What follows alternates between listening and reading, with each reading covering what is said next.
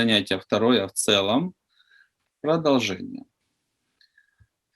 Итак, что мы с вами рассмотрели на предыдущем занятии?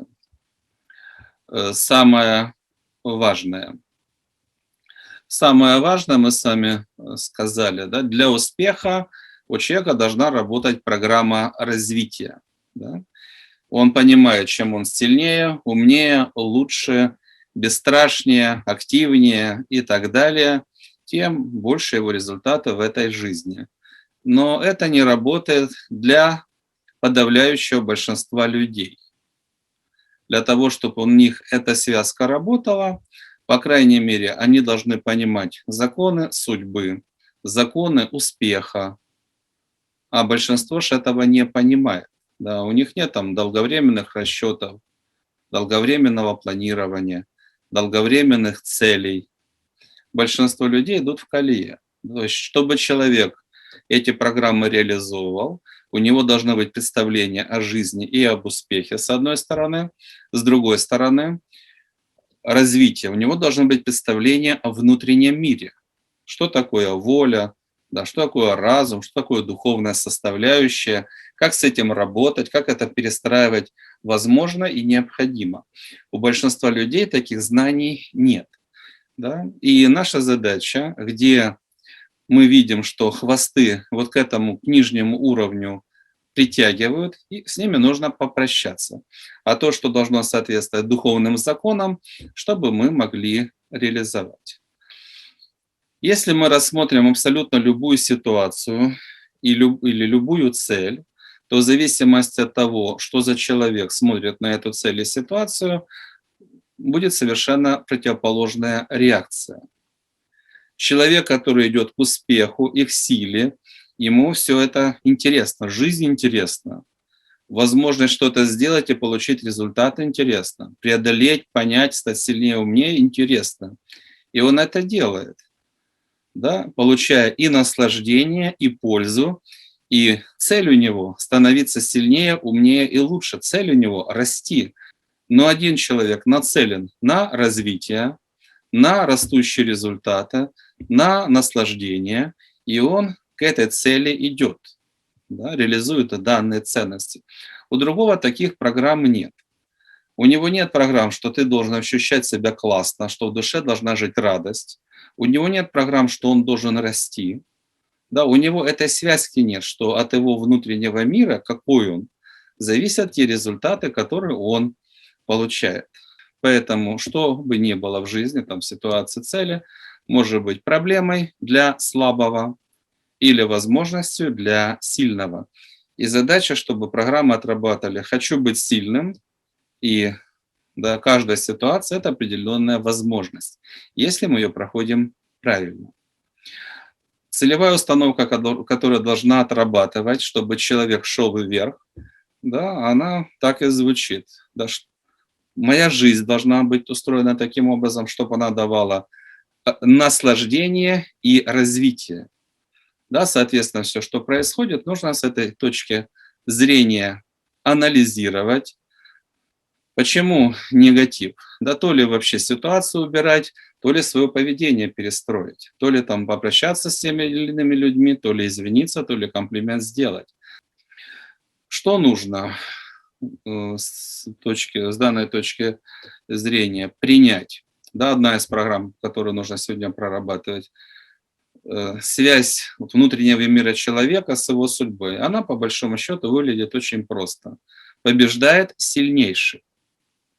Если человек находится в режиме ожидания, что за него кто-то, что-то, как-то, когда-то, непонятно по какой причине, что-то будет делать, он обречен. Я немного подожду, и будет мне счастье, он проиграл. Потому что мы и говорили, и, наверное, еще не один раз нужно на эту тему говорить, никто за человека особо ничего делать не будет и не должен делать. Да, только когда человек возьмет ответственность, ты хочешь в жизни классные результаты, бери ответственность на себя. Становись сильнее, умнее и лучше. Да, вот когда человек это принимает, что побеждает сильнейший, И для того, чтобы побеждать, получать больше результаты, мне нужно расти, становиться сильнее. Когда он это принимает, тогда начинается его движение. По крайней мере, возможность появляется начать изменять свою судьбу к лучшему. Значит, да, человек, если это принимает, цель становиться сильнее. Где сила? Где сила? Основные источники силы, да, это человек, Бог, процесс, люди. Самые большие возможности дают высшая сила, да, дает Бог. Но на первом месте стоит сам человек, потому что от того,